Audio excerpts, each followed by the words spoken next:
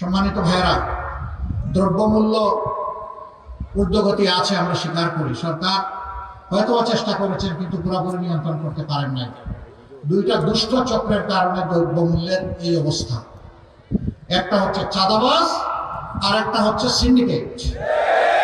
আমরা আপনাদেরকে কথা দিচ্ছি, আল্লাহ আমাদেরকে সুযোগ দিলে প্রথমে চাঁদাবাজের হাত শক্ত করে ধরে ফেলব, তারপরে সিন্ডিকেট ভেঙে চুরমার করে দেব।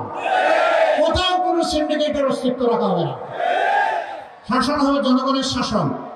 এই জন্য চিৎকার দিয়ে বলছি, আমরা জামাত ইসলামের বিজয় চাই না, আমরা 18 কোটি মানুষের বিজয় চাই।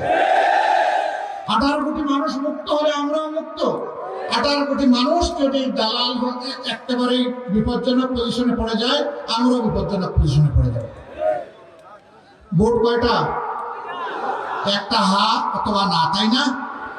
হা অর্থ হচ্ছে আজাদি, না অর্থ হচ্ছে গুলামি। এবার বলুন, গুলামি না আজাদি? গুলামি না আজাদি? সম্মানিত ভাইয়েরা, সেই আজাদি নিশ্চিত করার পক্ষে 12 তারিখ প্রথম সিলটি পড়বে হা ভোটে, ইনশাআল্লাহ। হা ভোট জয়ী হলে বাংলাদেশ বিজয়ী হবে, হা ভোটে হেরে গেলে বাংলাদেশ হেরে যাবে ইনশাআল্লাহ। আল্লাহ আমাদেরকে সাহায্য করবেন, হা ভোট বিপুল ব্যবধানে বিজয়ী হবে ইনশাআল্লাহ।